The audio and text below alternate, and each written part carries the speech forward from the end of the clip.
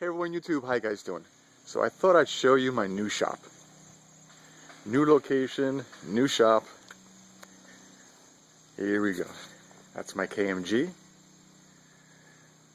That's my floor. Yeah, you guessed it, dinosaur footprints. Look what we have here, dinosaur footprints. Oh, another trackway going this way. Oh, another trackway going this way. Why not have fun? Alright, so let's go starting from, I guess we call this the left side of my new workshop. Works in progress. Lots of bugs over here. As I've got some mosquito repellent. My collection of belts, just a few of them. My sound system. My son made that sign for me. Piece of recycled, pressure-treated wood. It came from an old fence that we had. He shellacked it and then put down Zombieland, real, you know, crude-looking, rough ends. I just love that. We had that for Halloween, so using it. That's my sound system. Safety supplies. Nice big window. This is an old ping pong table which I cut down to size, and the rest of the wood is on top of here. Nice big long workbench with all my tools. It's a little disorganized. I just finished moving things in, and I'm sure things will shake through. Clamps, some more supplies up there. I've got a large collection of belts. There, and in there. Some more belts stocked up. Some more clamps.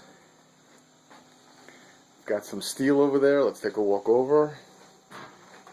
That's a little vise there.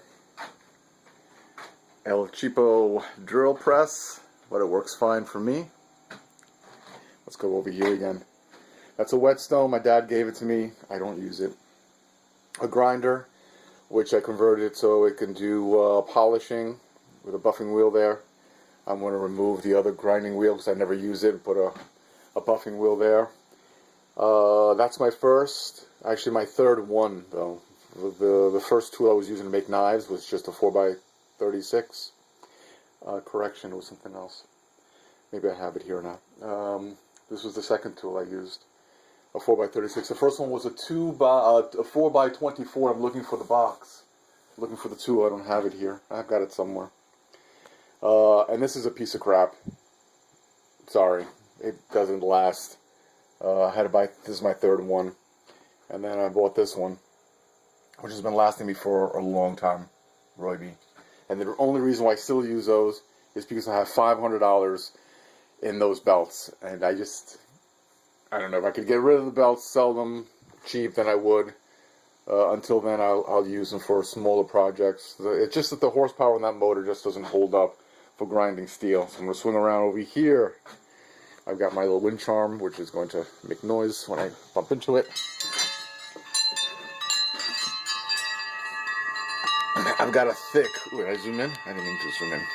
I've got a 1-inch thick block of steel here, which I was going to make an axe, a bearded axe, and it just lost interest. I've got some 3V steel and a piece of ABEL with some designs on it. Let's see, how am I going to do this? There we go. Another piece of 3V steel in the back with some designs on it. Let me just get this one out of the way. I just haven't been inspired with these designs. Don't know what I'm going to go with. Put that back. And back here is a katana that I'm cutting out and shaping and doing everything by hand. Let's put this back. Tilt that. Wind chime. Quiet.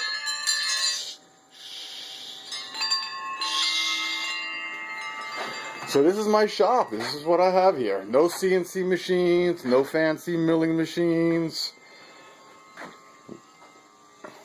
My collection of files, belts, a nice powerful grinder with a 1.5 horsepower motor. If I were to do this all over again, I never would have wasted my money on those machines down there. I would have bought a 2 horsepower variable speed drive, 2x72. It really doesn't matter what model or make, whatever. Probably one of those that, you know, you can spin around and tilt and put in any position you want, because it just makes my life a whole lot easier. Changing belts, changing speed. If I have to change speed, I have to move that belt over from here to here, and I have this pretty tight, and it's a pain in the butt to move it over. And all I get is drop the speed down 50%, or I could double the speed when you go from one wheel to another, pretty much. But I think I spent $3,000 on that, plus these accessories over here. I think that's a 12-inch wheel or 14-inch wheel, maybe. A small wheel attachment. I have 2 flat platens. One's on the machine right now. One is hanging over here. And then the attachment without the platen. About $3,000. Ouch. But worth it. It's a lot of fun. Dinosaur footprints. I get to look at dinosaur footprints while I'm working. So that's my shop. That's my ventilation system. I've got fresh air coming in from 2 windows, the one here and the one to the side over there. It comes in and the fan blows it on the machine and everything gets blown outside. I still have my respirator. Where did I put it down? Oh, I still use my respirator. Safety glasses. I still have my safety glasses. And I should use earpieces because of the noise. I should do that.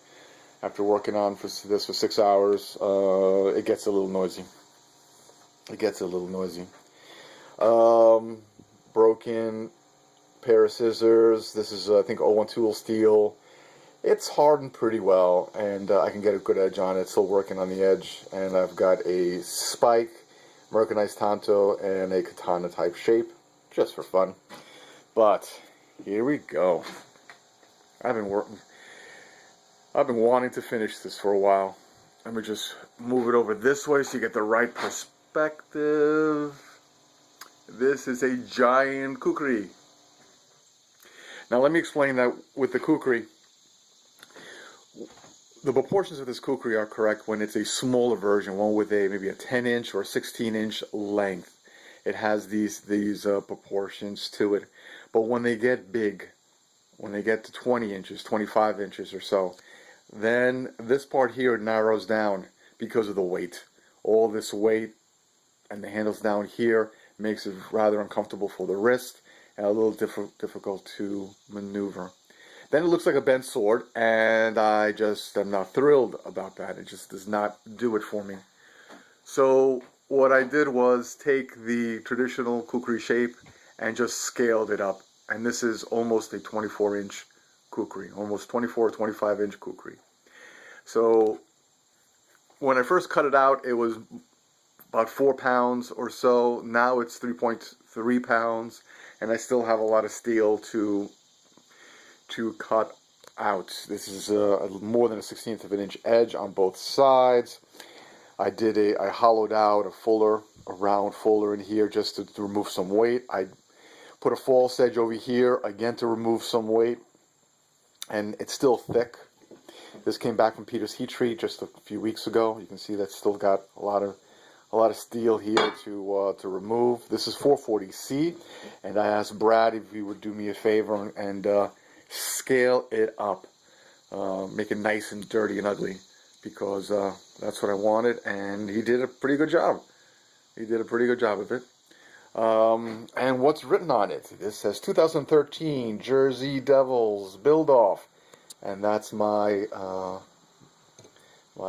membership name or whatever on the JerzeeDevil Forum. I'm new to the forum, and every year they come up with a build off, something, theme related, typically something evil, devilish, something cool, something out of the ordinary, something for fun.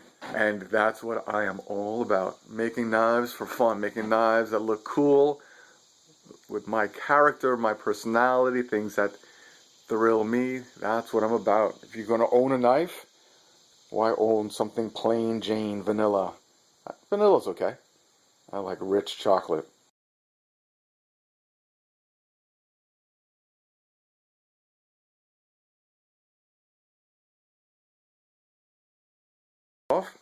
So let's take it from there.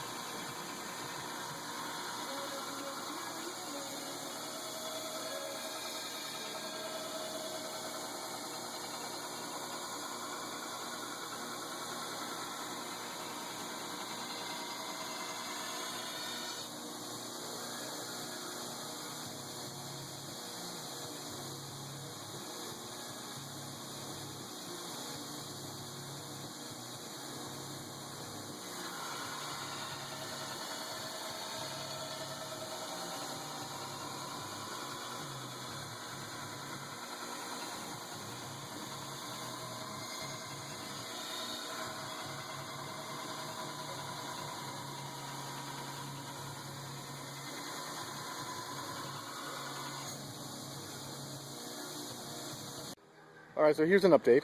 I pretty much finished grinding most of the work. It's down to like 30 seconds of an inch, and then I'm going to put it in, do an acid dip. But first I'm going to do the scales. I'm going to cut them out. Ruby red G10 liners with carbon fiber scales. And right now I'm filming this on top of a chair because I can't fit it all in the camera. So that was funny. So just an update. I'm loving the way it's looking.